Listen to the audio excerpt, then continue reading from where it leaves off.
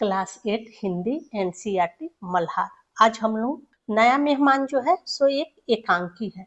तो आपने तो नाटक बहुत सारा पढ़ा होगा, देखा होगा कि आपको ये जानना जरूरी है कि एकांकी किसे कहती है, नाटक से कैसे डिफरेंट होता है। कि एकांकी जो होता है एक अंक का छोटा नाटक होता है, और लेकिन नाटक जो होता है सो कई अंकों वाला विस्तृत नाटक रूप होता है। अंक क्या है, अंक क्यों इसे बोला जा रहा है एक अंकों वाला ये नाटक है।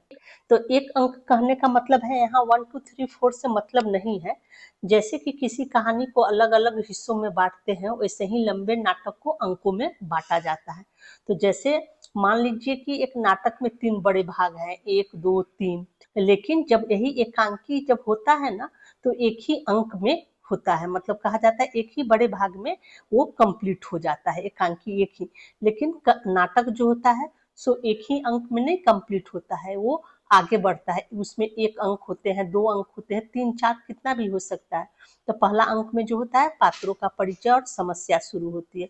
दूसरा अंक में क्या होता है, समस्या आगे बढ़ती है। तीसरा अंक में क्या होता है, समस्या का समाधान होता है। तो इस प्रकार जो होता है ये नाटक होता है। और एकांकी जो है सो एक ही अंक में समाप्त हो जाता है। ये लंबाई में छोटा होता है, बहुत कम समय का होता है। नाटक जो होता है सो लंबा होता है, और इसमें पात्रों की संख्या भी एकांकी में कम होती है। एकांकी की और विशेषता क्या है, एक मुख्य घटना या एक ही समस्या पर ये केंद्रित होती है। एकांकी का उद्देश्य क्या होता है, कम समय में प्रभावशाली संदेश देता है। तो बहुत आसान तरीका से हम ऐसे भी एकांकी को समझ सकते हैं, ऐसे लिख सकते हैं। एकांकी, एकांकी ऐसे लिखेंगे, एक अंक प्लस मुख्य घटना प्लस कम समय। ऐसे आप एकांकी को याद कर सकते हैं, समझ सकते हैं। और नाटक जो है इसका नाटक ठीक उल्टा हो जाता है, ठीक है।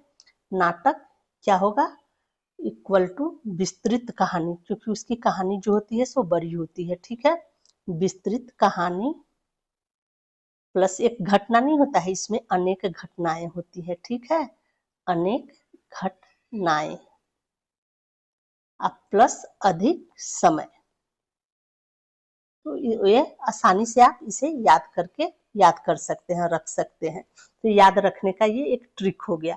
हर एकांकी नाटक का ही एक छोटा रूप माना जा सकता है, लेकिन हर नाटक एकांकी नहीं हो सकता है। अगर इस अध्याय की पूरी व्याख्या और प्रश्न उत्तर देखने के लिए आप सिंपल शिक्षा पर पूरा वीडियो जरूर देखें।